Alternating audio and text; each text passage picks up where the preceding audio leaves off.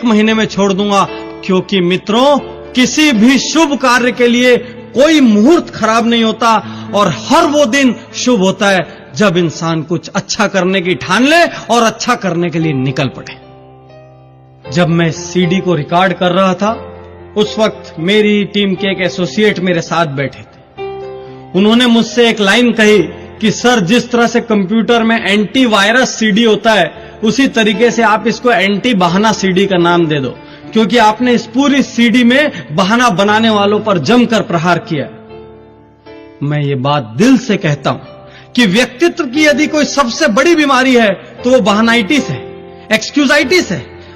और इसी बीमारी के कारण बहुत से काबिल लोग अपनी योग्यताओं के साथ अन्याय कर रहे हैं। मेरे अनुसार जब भी कोई इंसान बहाना बनाता है तो उसे खुद पे शर्मिंदगी महसूस करनी चाहिए, क्योंकि वो किसी और को नहीं वरन खुद को धोखा दे रहा है। अक्सर लोग बहानों से विफलताओं को ढक कर रखते हैं, मजबूत तर्क बनाकर पेश करते हैं, जिससे साबित हो सके कि दूसरों के मुकाबले उनके सामने ज्यादा मुश्किलें थी। यदि वाकई में आप सपनों को पाना चाहते हैं, मंजिलों को छूना चाहते हैं, अपनी सपनों की दुनिया को हकीकत में बदलना चाहते हैं, तो आपको ये बहाने छोड़ने होंगे। क्या आपको भी लगता है कि आपकी दुनिया दूसरे लोगों की दुनिया से ज्यादा कठिन है? तो मैं अगले 10-15 लोगों के उदाहरण आपके सामने देना जा रहा हूं, जिनके बाद आपको यकीन हो जाएगा कि आपके सारे बहाने खोखले हैं और उनमें कोई दम नहीं है। आपका शुद्धिकरण करने के लिए सबसे पहले आपके बहानों का अंतिम संस्कार करना जरूरी है, जो कि मैं करने जा रहा हूं। मैं ऐसे ऐसे नाम आपके सामने बताऊंगा जिनके सामने आपसे ज्यादा तकलीफें थी, जिनका जीवन आपसे ज्यादा कठिन था और जिनके सामने आपसे ज्यादा मुश्किलें थी, फिर भी उन्होंने सिर्फ एक अच्छा काम किया। कोई बहाना बनाने की बजाय डटे रहे, जुटे रहे, लड़ते रहे, पूरी ताकत से, पूरी योग्यता से, बिना कोई बहाना बनाए। और इसीलिए वो आज शिखर में, और इसीलिए वो इतने महत्वपूर्ण है कि इस वक्त मैं यहां इस सीडी में उनके नाम की चर्चा कर रहा हूं। कुछ लोग एक बहाना बनाते हैं कि हमें उचित शिक्षा लेने का अवसर नहीं मिला। मित्रों, उचित शिक्षा लेने का अवसर फोर्ड मोटर्स के मालिक हेनरी फोर्ड को भी नहीं मिला था और रिलायंस इंडस्ट्रीज के चेयरमैन धीरू भाई अंबानी को भी नहीं मिला था। फिर भी इन लोगों ने अथाह और अपार सफलता अर्जित की। कुछ लोग कहते हैं बचपन में ही मेरे पिता का देहांत हो गया था, उसके बाद मैं लगातार घर संभालने की जिम्मेदारी में डट गया।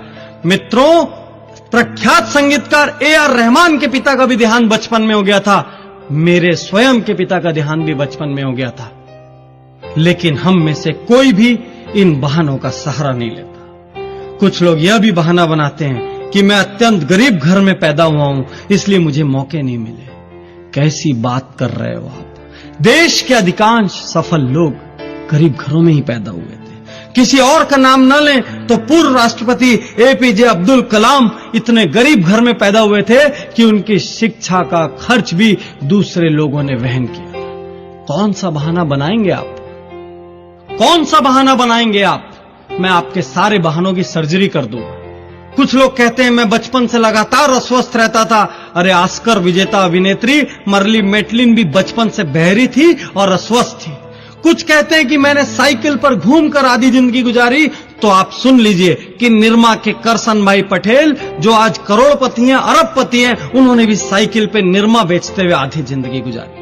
कुछ लोग कहते हैं कि एक दुर्घटना में अपाहिज होने के बाद मेरी हिम्मत चली गई। तो आप जान लीजिए कि प्रख्यात नृत्यांगना सुधा चंद्रन के पैर भी नकली हैं। कुछ लोग कहते हैं कि बचपन से मेरी बुद्धि तेज नहीं थी। अरे, आप यह जान लो कि थॉमस एल्वा एडिसन को बचपन में उनकी स्कूल से मंद बुद्धि होने के कारण निकाल दिया गया था और उस मंद बुद्धि व्यक्ति ने 40 से ज्यादा आविष्कार किए। कुछ लोग कहते हैं कि मैं इतनी बार हार चुका हूं कि अब हिम्मत नहीं बची। अब्राहम लिंकन का उदाहरण याद करो। 15 बार चुनाव हारने के बाद वह व्यक्ति राष्ट्रपति बना और इतिहास में स्वर्णाक्षरों में अपना नाम अंकित कर दिया। कुछ लोग कहते हैं मुझे ठीक से इंग्लिश नहीं आती। अरे, आज के राजनेता लालू यादव को भी ठीक से इंग्लिश नहीं आती। वो हार्वर्ड और ऑक्सफोर्ड वाले लोगों के बीच में जाकर अपनी बात रखते हैं। कुछ लोग कहते हैं कि मुझे बचपन से परिवार की जिम्मेदारी उठानी पड़ी। स्वर साम्राज्ञी लता मंगेशकर को भी बचपन से परिवार की जिम्मेदारी उठानी पड़ी थी। यहां तक कि उन्होंने पहला गाना भी इसलिए गाया था क्योंकि उस दिन उनके घर में पैसों की सख्त जरूरत थी। कुछ लोग कहते हैं मेरी लंबाई बहुत कम है, तो देश के सुपरस्टार सचिन तेंदुलकर की भी लंबाई बहुत कम है। कुछ लोग कहते हैं मैं इंजीनियर बनना चाहता था, लेकिन परिस्थितियां ऐसी हो गई कि मुझे मेरे मन की राह नहीं मिली, मैं व्यापारी बन गया। डेल कार्नेगी का नाम आपने सुना होगा, जिन्होंने how to win friends and influence people जैसी बेस्ट सेलर किताब लिखी है। वो फुटबॉल खिलाड़ी बनना चाहते थे, लेकिन वो विश्व के सर्वाधिक लोकप्रिय और प्रख्यात लेखक बन गए। कौन सा बहाना बनाओगे आप? कैसा बहाना बनाओगे आप? मैं आपके हर बहाने की सर्जरी करने के लिए आपके सामने खड़ा हूं। कुछ लोग कहते हैं मैं अत्यधिक मोटा हूं, इस वजह से मुझे शर्म आती है। अरे मोटे हो तो मोटापा कम करो। अदनान सामी को देखो, इतना मोटा व्यक्ति था, तब भी वो बहुत अच्छा गायक था, और उसने एक दिन निर्णय ले लिया कि मुझे मोटापा कम करना है, तो उसने ऐतिहासिक रूप से अपना वजन कम करके दुनिया को दिखा दिया कि दृढ़ निश्चय हो तो सब कुछ संभव है। कुछ लोग कहते हैं मैं एक छोटी सी नौकरी करता हूं, क्या हो पाएगा? अरे धीरू भाई अंबानी, नारायण मूर्ति, ये सारे लोग छोटी छोटी नौकरियां करते थे। कोई कहता है मेरी कंपनी, मेरा व्यापार एक बार दिवालिया हो चुका है, अब मुझ पे कौन भरोसा करेगा? तो आप जान लीजिए कि जिस पेप्सी को आप बड़े चाव से स्वाद लेकर पीते हैं, वह दुनिया की सबसे बड़ी शीतल पेय निर्माता कंपनी पेप्सी कोला 2 बार दिवालिया हो चुकी। कुछ लोग कहते हैं मैं डिप्रेशन में जा चुका हूं, मेरा नर्वस ब्रेकडाउन हो चुका है। तो आप जान लीजिए कि डिज्नीलैंड बनाने के पहले वॉल्ट डिज्नी का भी 3 बार नर्वस ब्रेकडाउन हुआ था। कुछ लोग उम्र का बहाना बनाते हैं, उम्र बहुत ज्यादा हो चुकी है। तो आप ये जान लीजिए कि विश्व प्रसिद्ध केंटकी फ्राइड चिकन के मालिक ने 60 साल की उम्र में पहला रेस्टोरेंट खोला था, और उस दुनिया में उनके पास रेस्टोरेंट की श्रृंखला है। कुछ लोग कहते हैं कि मेरी उम्र कम है, तो आप सानिया मिर्जा को देखिए, इतनी कम उम्र में दुनिया के शीर्ष टेनिस खिलाड़ियों में आज उनका नाम शुमार है। कौन सा बहाना बनाएंगे आप? कुछ लोग कहते हैं मेरे पास एक बहुत ही बहुमूल्य आइडिया है, लेकिन जहां भी जाता हूं कोई मेरे प्रस्ताव को स्वीकार नहीं करता, मैं हताश हूं, निराश हूं। आप जान लीजिए कि जेरोक्स की फोटोकॉपी मशीन के आइडिया को भी पहले ढेरों कंपनियों ने अस्वीकार किया था, और परिणाम हमारे सामने है। आज हर गली में, हर ऑफिस में एक फोटोकॉपी मशीन है, और वो आज किसी भी ऑफिस के लिए सबसे जरूरी चीजों में से एक। कुछ लोग कहते हैं कि मैं काम शुरू करना चाहता हूं, लेकिन मेरे पास काम शुरू करने के लिए भी धन नहीं है। मित्रों, ये कोरा बहाना है, क्योंकि इंफोसिस के पूर्व चेयरमैन नारायण मूर्ति के पास भी काम शुरू करने के लिए धन नहीं था। और यदि इस सीडी में समय की पाबंदी नहीं होती तो मैं आपको 10,000 नाम ऐसे बताता जिनके पास काम शुरू करने के लिए धन नहीं था, और जो आज करोड़ों अरबों रुपयों के मालिक हैं। कुछ लोग कहते हैं कि उन्हें ढेर सारी बीमारियां हैं। कैसा बहाना बनाते हैं? अरे वर्जिन एयरलाइंस के प्रमुख मिस्टर रिचर्ड ब्रेंसन को आंखों की कमजोरी है, डिस्लेक्सिक है। लेखक वेद प्रकाश मेहता की दोनों आंख नहीं है। राष्ट्रपति रूजवेल्ट के दोनों पैर काम नहीं करते थे। यहां तक कि स्वर्ण पदक विजेता विल्मा रुडोल्फ को पोलियो था। मित्रों, आप जितने भी बहाने सोच सकते हैं, मैं उनसे ज्यादा नाम आपको बता सकता हूं जिन्होंने उन मुश्किलों का हल ढूंढा है। कुछ लोग कहते हैं कि यह जरूरी नहीं कि जो प्रतिभा इन महानायकों के अंदर थी, जिनके नाम आप ले रहे हैं डॉक्टर पाटनी, वही प्रतिभा हमारे अंदर भी हो। तो मैं आप सब लोगों से कहता हूं कि यह भी जरूरी नहीं कि जो प्रतिभा आपके अंदर है वो इन महानायकों के अंदर हो।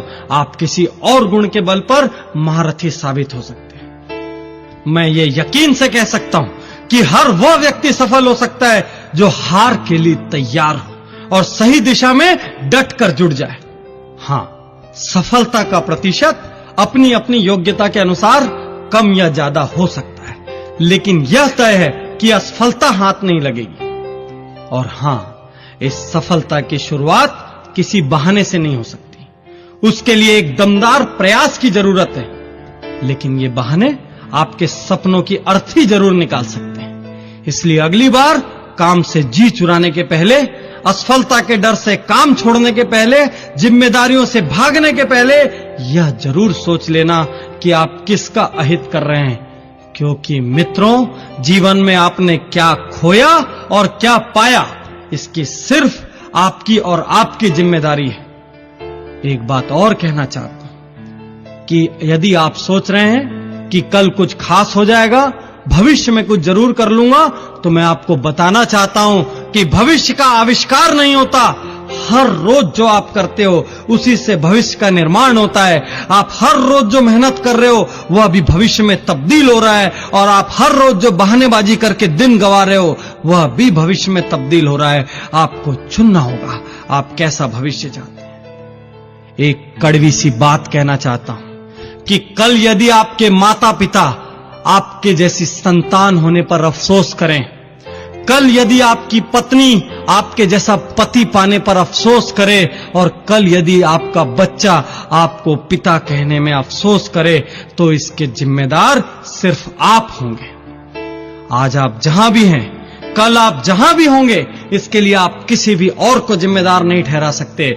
इसलिए आज, अभी और यहीं अपने सारे बहानों का अंतिम संस्कार कर दीजिए, अपने सारे नकारात्मक वाक्यों का अंतिम संस्कार कर दीजिए, और देखिए कल की सुनहरी सुबह एक बार फिर आपके लिए खुशियों के नए पैगाम लेकर आएगी। और अचानक ही आप देखेंगे कि भाग्य भी आपका साथ देने लगेगा। अचानक ही आप देखेंगे कि ऊपर वाले का आशीर्वाद भी आपको हर पल मिलने लगेगा।